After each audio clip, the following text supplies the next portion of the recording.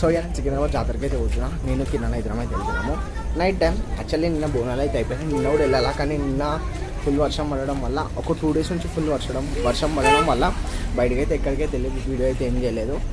So ఇవాళ కొంచెం clear ఉంది, అందుకోసం ఇవాళ అయితే వెళ్ళి వ్లాగ్ అయితే వేస్తున్నా.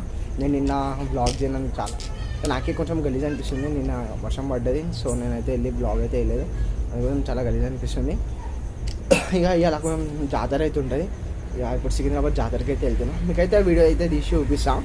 సో ఇట్లాంటి బ్లాగ్స్లో నేను ఎక్కువ ఏం మాట్లాడాను, జస్ట్ ఏంటంటే మీకు ఇట్లా జాతర అయితే చూపిస్తాను అంతే. ఈ జాతర నైట్ టైం ఉంటుంది కాబట్టి నైట్ టైం వెళ్తున్నాం, అందుకోసం నా ఫేస్ కూడా ఎక్కువ అయితే మంచిగా అనిపిస్తలేదేమో ఇప్పుడు. కాబట్టి నా ఫేస్ అయితే మీకైతే ఏం చూపెట్టాం ఈ బ్లాగ్లో, మొత్తం జాతరనే చూపిస్తాం.